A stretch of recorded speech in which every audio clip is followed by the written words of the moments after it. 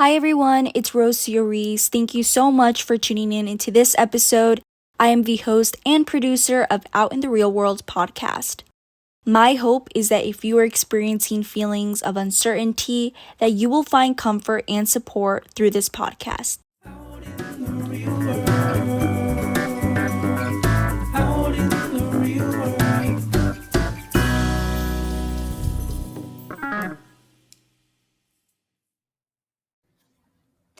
I am beyond excited and appreciative to have Molly Smith Metzler as a guest for today's episode.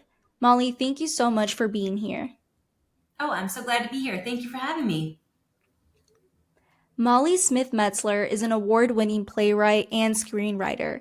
She was a writer and producer for the show Shameless and Orange is the New Black, a Netflix series. She has also created and is an executive producer for the limited series called Maid, that's also on Netflix. As a playwright, she has created several plays that have been produced off Broadway and in theaters across the country. Molly spoke during my commencement ceremony in May of 2023, since she also went to the same university that I did, SUNY Geneseo. It was there where I had the privilege of listening to her journey and experience to becoming the playwright that she is currently.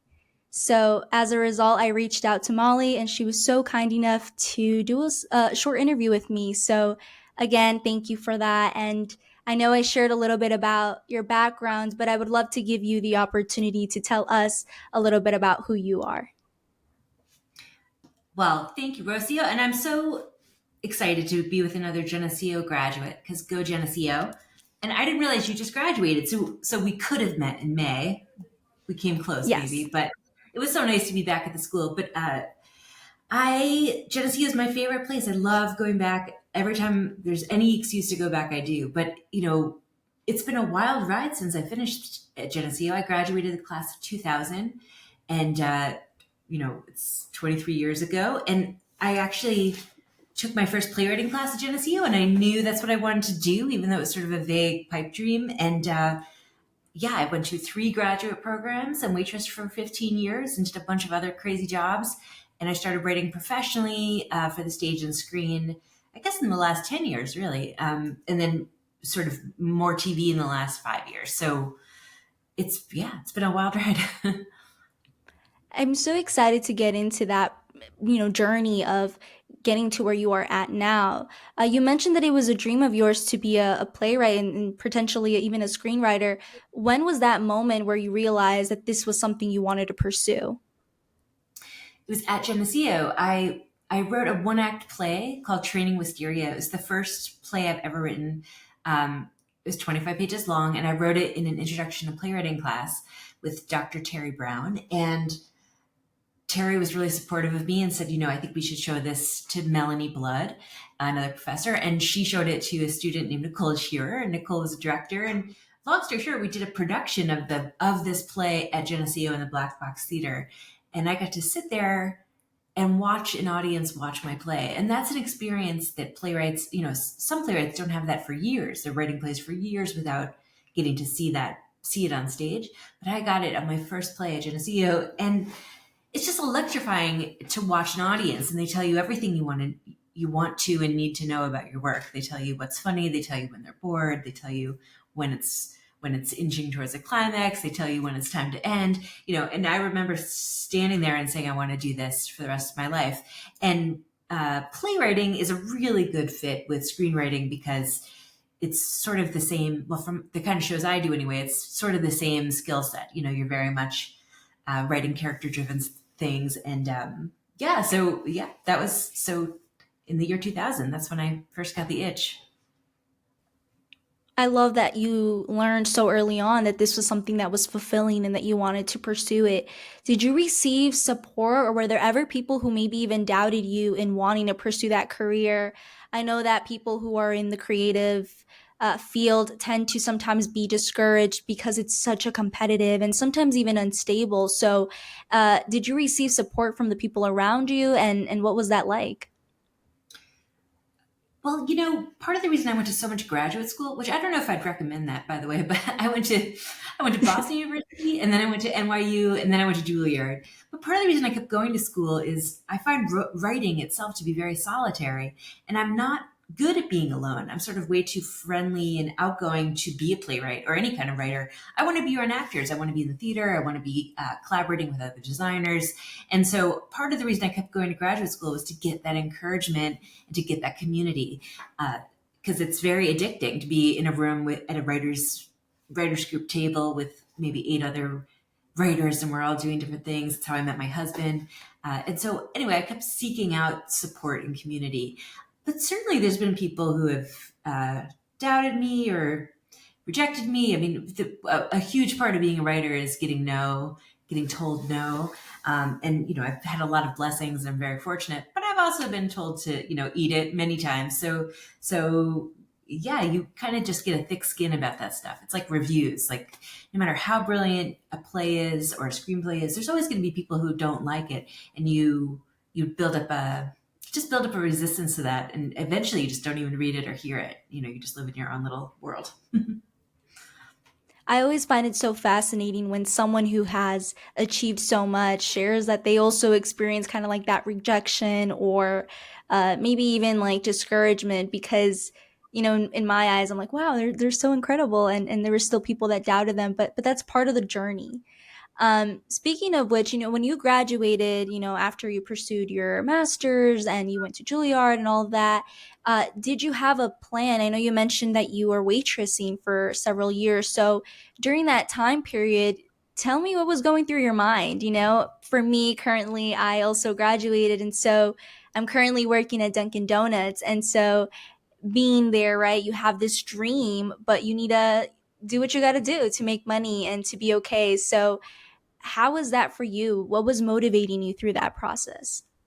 I'll tell you, but first you have to tell me, what's your dream? What are you hoping? What are you working towards? I would love to be a journalist one day.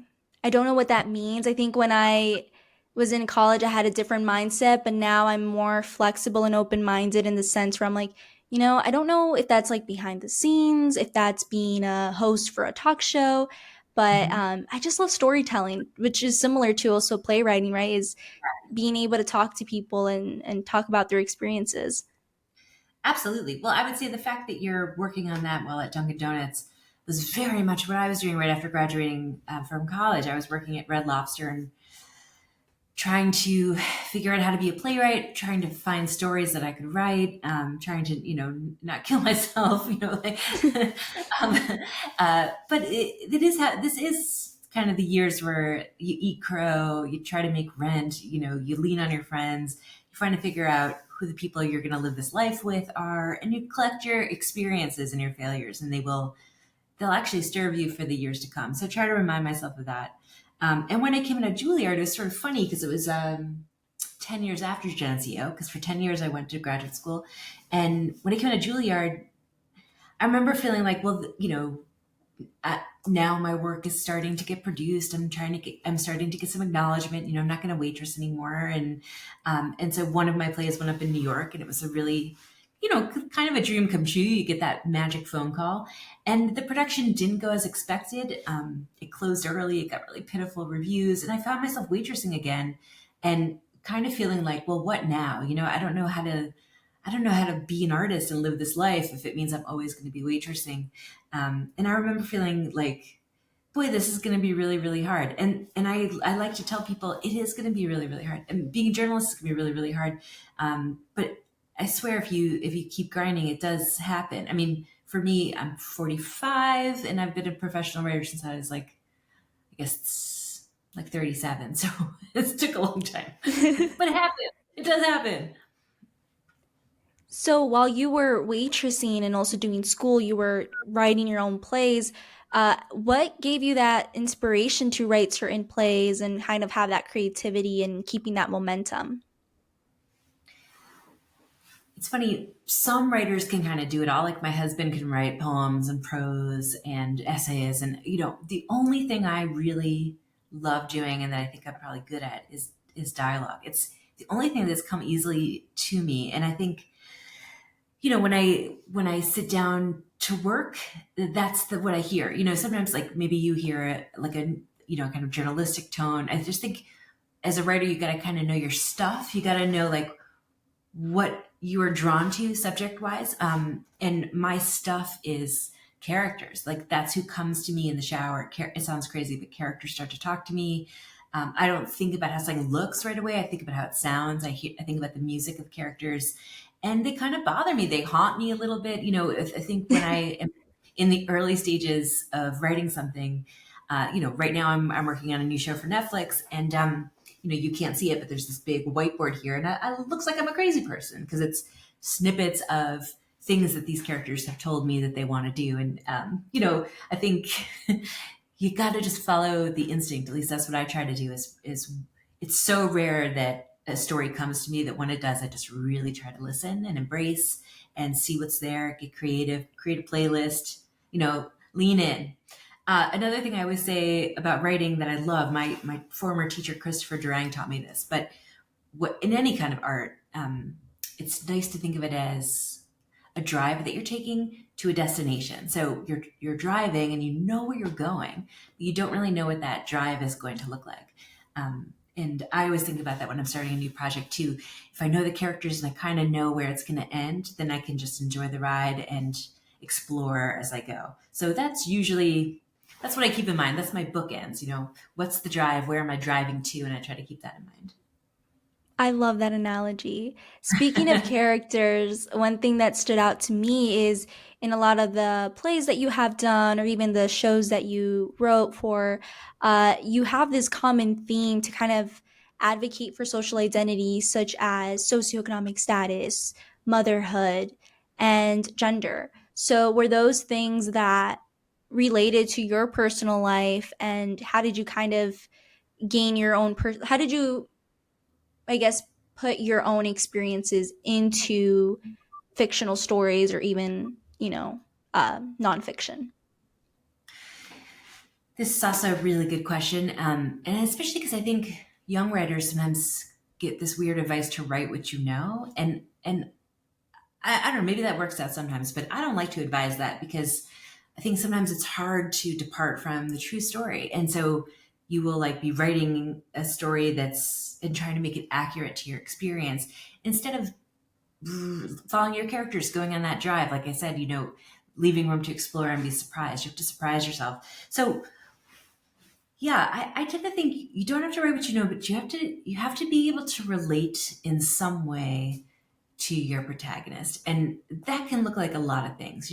My show Maid on Netflix, I have not been in a domestic violence situation that I know of. Life is long. But boy, could I relate to the emotional abuse that she was experiencing because I've seen it. Like there has to be something about you as the voice of something. You have to know the feeling behind it. You have to be able to relate.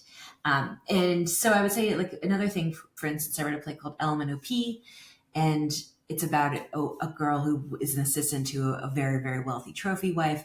And that I did not have that experience. I didn't do that job, but I saw it and I know that world incredibly well. I know those characters really well because I spent this summer in Martha's Vineyard kind of waiting on rich people. So again, like, you have to be able to own the character.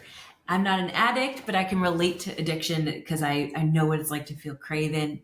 Look for those connections. Like when you have to be able to feel yourself inside the work. So that's what I do. I love that. That's great advice. And what was some of the challenges that you have faced? Did you ever face kind of like writer's block? And if so, kind of what motivates you to continue writing, or being able to have some ideas in times where maybe you're kind of in a slump? I have writer's block all the time. And I also like really can't fake it. So if I'm not feeling something or understanding something I'm trying to write, it's just a dead end for me. I really have to understand it and feel it. It'd be like my husband sort of teased me about it because sometimes I get stuck and then the jigsaw puzzles come out and I'm just doing jigsaw puzzles and it doesn't look like I'm working, but I am. Like I'm trying to figure it out.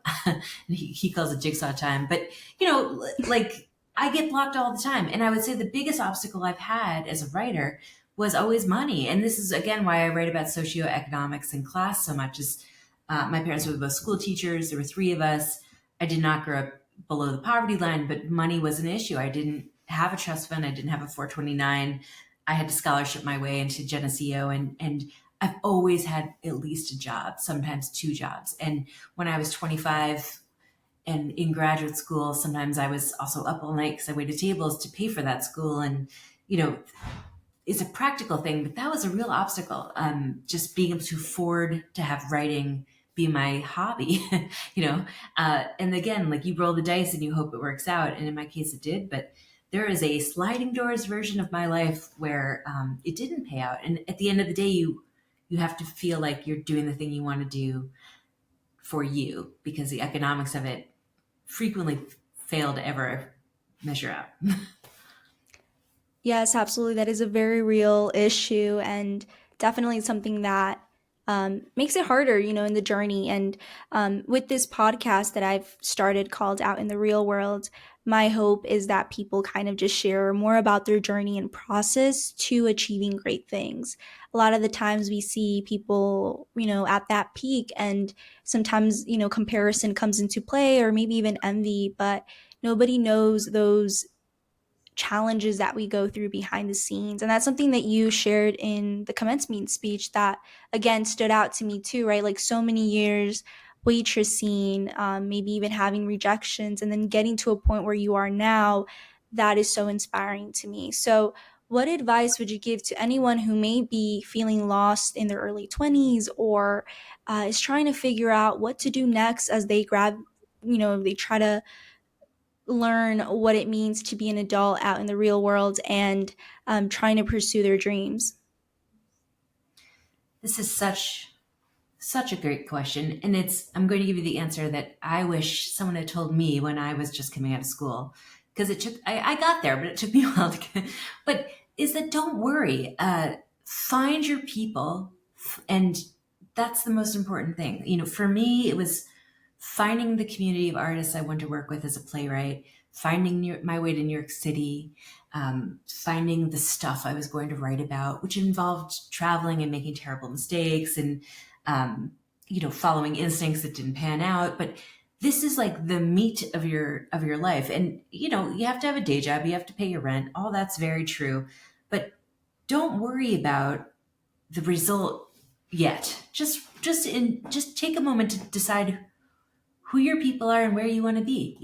Maybe that's going to try another city for a few months and, get a day job there and check it out. But, I find the key to a happy life in the arts and otherwise, no matter what you're doing, is the people you're with. And the best theater is made by the best people, just collaborative people.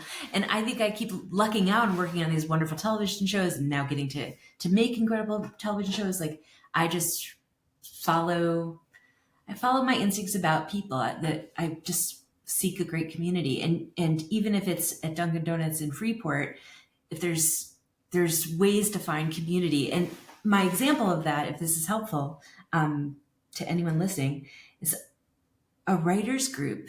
I always try to have a writer's group, even if I am depressed and waiting tables and career-wise, nothing exciting has happened for years. I still tried to have a writer's group where I was accountable for my voice.